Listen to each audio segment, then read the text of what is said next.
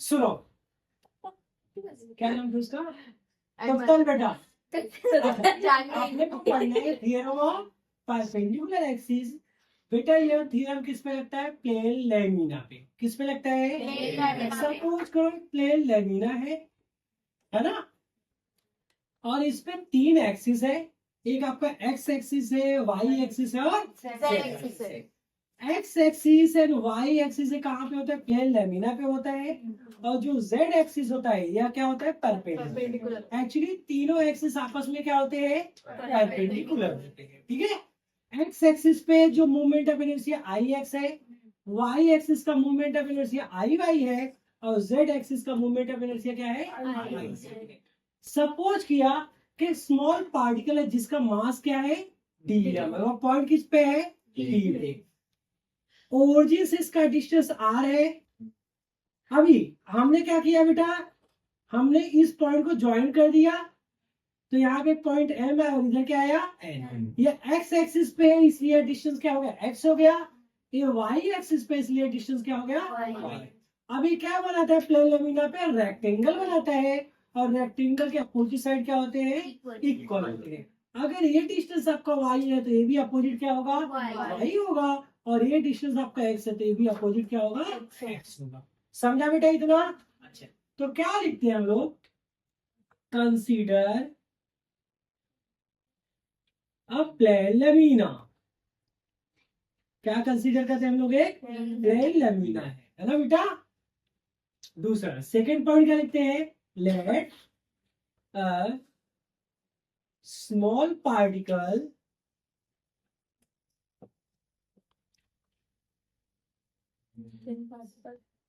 Having mass dm है ना, eight point D. समझा इतना? थर्ड पॉइंट, लेट 3 एक्सिस, कौन कौन सा? एक्स एक्सिस, वाई एक्सिस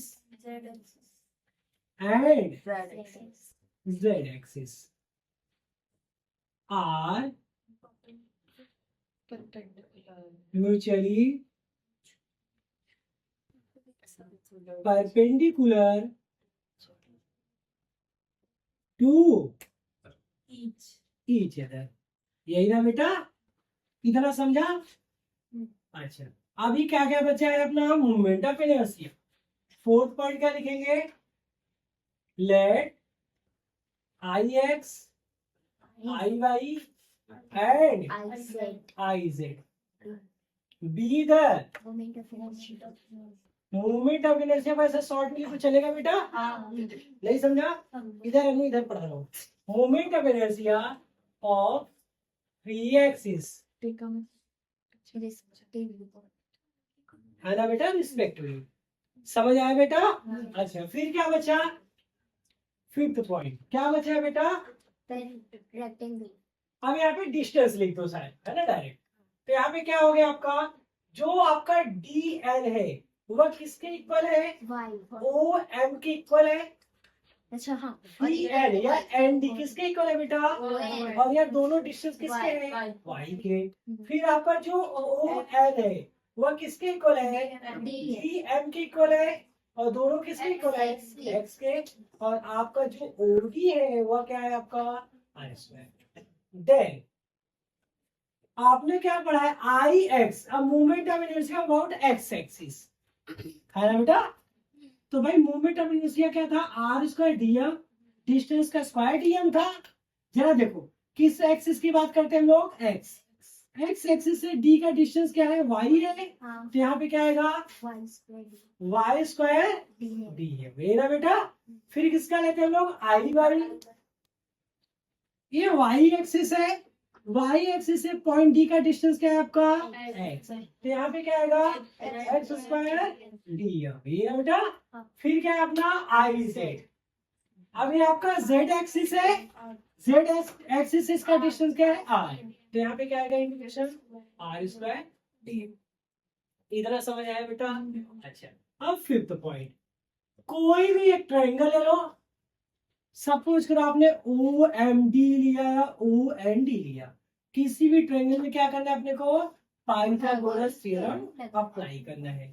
तो इन ट्रायंगल हमको क्या लिख लेते हैं, चलो इस बार ओ एम डी क्या लिखते हैं, by Pythagoras theorem.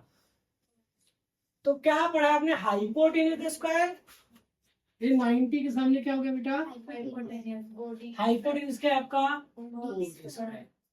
Side one क्या है आपका, ओ एम स्क्वायर, और साइड टू क्या है बेटा, एम डी स्क्वायर या डी एफ स्क्वायर, यही ना बेटा, नहीं समझा। अब वैल्यू रख दीजिए, ओडी की वैल्यू कितनी है बेटा, आर स्क्वायर, ओ एम की वैल्यू भाई प्लस ए कितना है आपका। अभी क्या करना है अपने को, बोथ साइड इंटीग्रेट करना है विथ रिस्पेक्ट टू मास। तो क्या लिखेंगे आप, integrating both side with respect to, ये ना बेटा। तो यहाँ पे इंटीग्रेशन क्या आएगा, r square dm equal to कितना आएगा आपका, y square dm plus integration, यही ना। अभी आर स्क्वायर डीएम देखिए क्या है आपका, आई जेड क्या है आपका, वाई स्क्वायर डीएम क्या है आपका, आई एक्स है, प्लस एक्स स्क्वायर डीएम क्या है आपका, यही तो आपका क्या था, थ्योरम।